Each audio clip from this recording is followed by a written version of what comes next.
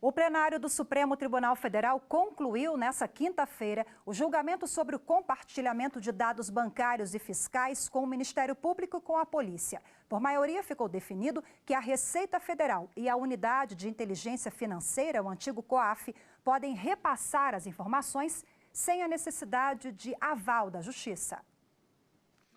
O plenário julgou um recurso do Ministério Público contra uma decisão do Tribunal Regional Federal da Terceira Região, que anulou a condenação de um casal. Donos de um posto de gasolina no interior de São Paulo, eles teriam sonegado impostos e informado rendimentos menores do que realmente tiveram nos anos 2000 e 2001. Em julho deste ano, o ministro Dias Toffoli suspendeu em todo o país as investigações com dados da Unidade de Inteligência Financeira, o antigo COAF, sem autorização judicial. Ele trouxe o debate deste caso para o plenário, para ser analisado em conjunto com o recurso sobre a decisão do TRF3. O julgamento começou no último dia 20 de novembro. Na ocasião, o MP pediu para manter o compartilhamento sem precisar de aval do judiciário. A partir daí, os ministros debateram a constitucionalidade desse repasse de informações e os limites para ele. Sobre a Receita Federal, definiram por maioria que o MP pode acessar os documentos, inclusive dados bancários e declarações de imposto de renda. Aqui não se cogita, senhor presidente, de compartilhamento indiscriminado ou aleatório de dados bancários e fiscais entre a Receita e o Ministério Público, mas tão somente de transferência ou repasse daquela repartição para este órgão de provas relativas à sonegação fiscal de contribuintes para o efeito de promoção de sua responsabilidade penal. Não estabelecer ex ante a impossibilidade de compartilhamento no âmbito restrito da representação fiscal para fins penais de documentos como declarações de imposto de renda ou extratos bancários.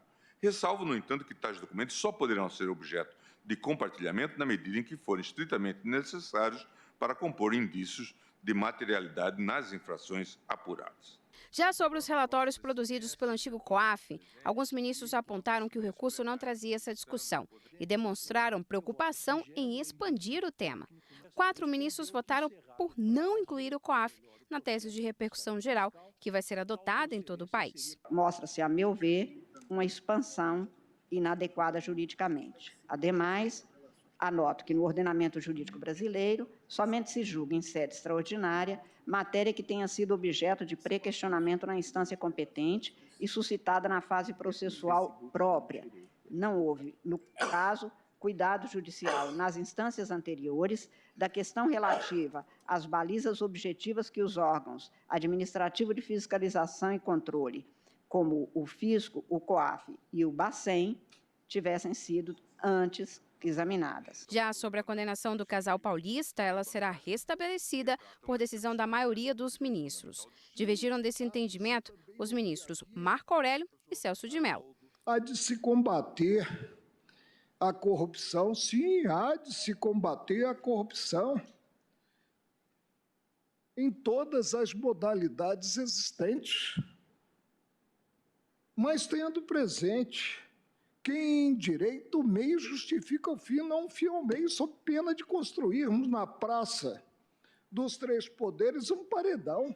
A inviolabilidade dos dados individuais, qualquer que seja a sua origem, a sua forma, a sua finalidade, passou a merecer proteção constitucional e não apenas legal, em virtude da referência expressa que a eles passou a fazer o inciso 12 do artigo 5º, modificando assim a posição anterior da nossa legislação. O ministro Dias Toffoli ajustou o voto para acompanhar a maioria.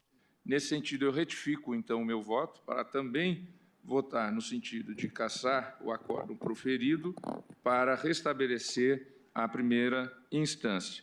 Faço ressalvas, mantenho as minhas ressalvas, mas adiro à conclusão da dota maioria. O plenário ainda decidiu pela derrubada da liminar de julho e o retorno de cerca de 900 investigações criminais que estavam suspensas.